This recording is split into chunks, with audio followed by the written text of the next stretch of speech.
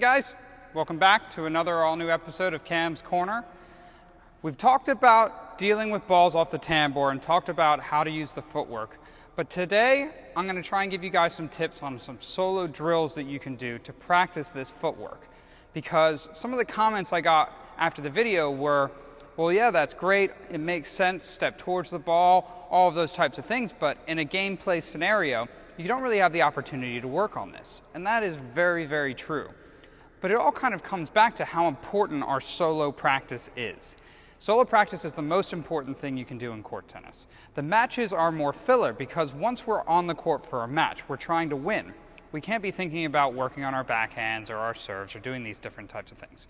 Our only opportunity to work on these things is to do it on our own in solo practice. The other thought that I had was that most people think that there's only limited things you can do when you do solo practice. And that's just not true either. We can imitate pretty much any shot that happens in real tennis in solo practice. And that's what I'm going to show you today. That ball that's coming off the tambour from down the line. We talked about stepping through the line of the ball with our weight going towards the tambour, right? Finishing with our shoulders turned sideways, heads down. But how do we practice that footwork? How do we get that rhythm down? Well, there's a couple different ways. The first is just a straight footwork solo practice drill, which would be to start in the middle, practice turning and stepping towards the tambour, coming back. Turning, stepping towards the tambour, coming back. This is what's known to a lot of people as ghosting.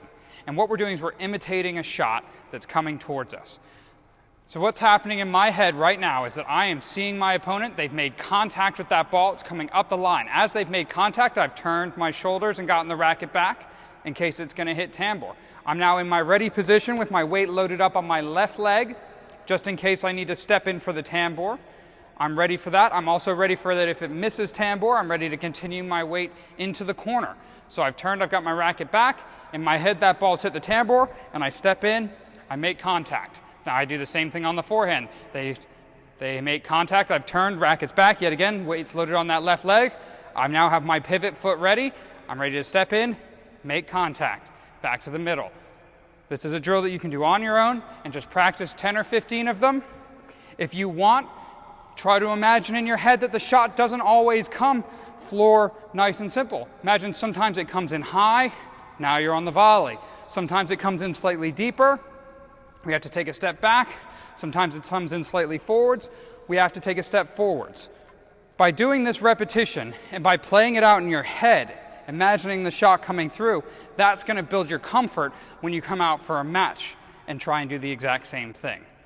Okay? The next drill I'm going to teach you is really the most important one. This is going to be how you work on your footwork while working on tambour at the same time. And what it's going to involve is basically me throwing a ball into this battery wall, this inside wall of tambour, coming out to imitate the ball hitting the tambour and moving my feet to get into position to make contact with that ball.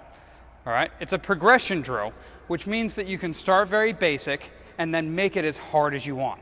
You can do that by varying where you aim, varying your tosses, and forcing yourself to move further around to get into position.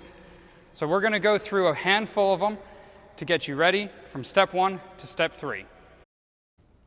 All right, step 1 of our solo tambour practice drill. We're going to start in our ready position. I've got 3 balls in my hand, okay? I'm going to start in my ready position. I'm going to turn sideways. I'm going to throw the ball against side wall, step in, make contact. Shoulders are closed, foot stepping across, aiming up the line or cross court, whichever you prefer. But notice I'm not making these tosses tremendously difficult. I'm trying to more imitate that line and get myself used to this very simple tambour shot that's coming straight at me. Yet again, coming through, back to the middle, turn, rackets back, stepping in, coming down. So that's our basic version, okay? Nice and easy, more focused on the normal footwork of turning, loading up on that left leg, and then stepping in with our right leg. Now we can progress from here with our tosses. We can make those tosses difficult. I can make some shorter, I can make some deeper. So yet again, I grab 3 more balls. I'm going to start, I'm going to make the first toss normal, straight to me, stepping in, good. Now I'm back to middle, now second toss is a bit shorter, I've got to come in and get it. Back to the middle, turn, third toss is high on the volley. Ready. Now notice, first things first, rackets back nice and early. My weight is always going towards the tambour, not towards the net, and my chest is never open. These are the keys to getting this ball back, and that's why we're doing this solo practice. If you take nothing else from the solo practice, take being your weight going towards the tambour and your shoulders being closed, because that's where your strength of shot is going to be. In a game, if you open up or step open, you're going to lose your power and you're going to make more errors. So the more you can wrap your head around your weight going this way, the more consistent your shots are going to be.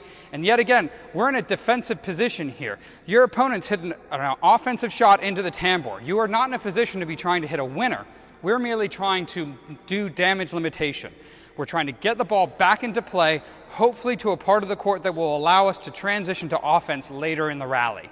Okay, so don't try and be a hero. Don't try and hit a ridiculous shot. Focus on the basics of this shot and getting it back into play consistently.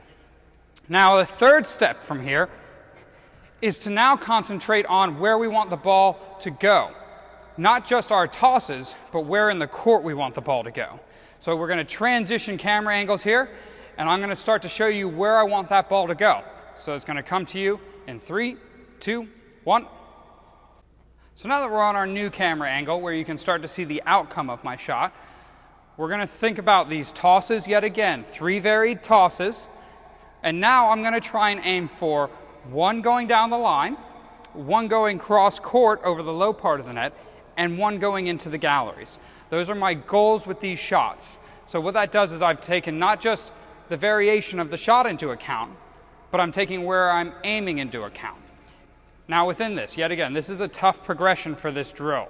I wouldn't recommend everybody doing this because a lot of the direction of the shot and where you're aiming is dependent on the ball. A good example of this is a ball that's coming in high off the tambour that you're more likely to take on the volley is not a ball that you should be trying to control into the galleries consistently.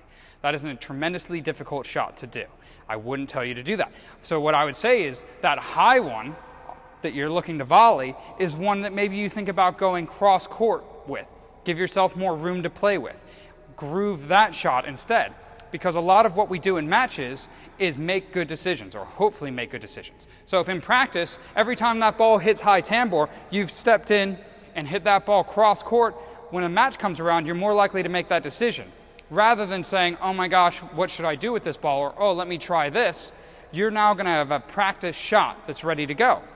A ball that should go towards the galleries might be one that's slightly shorter, closer to the tambour, where we've opened up a better angle into the galleries. The ball that's coming in more to a standard level, standard normal bounce, might be the one that we decide to go down the line on. It's those decisions that you make in practice and wrap your head around and give a few goes to that will make you make better decisions in a match. And that's really what we're looking for here. All right, so I'll see if I can give it a go.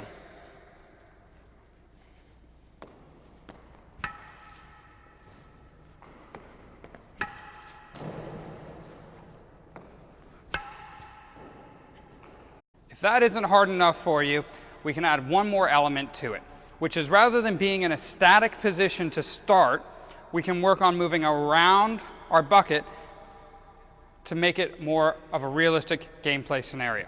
Because we don't always have time to just get to the middle and wait for that ball. Often, we're moving out of a corner somewhere, so we're slightly out of position. So now we can do the same drill, but going around the bucket between each shot to create realistic footwork. All right, so it'll look like this. Come around.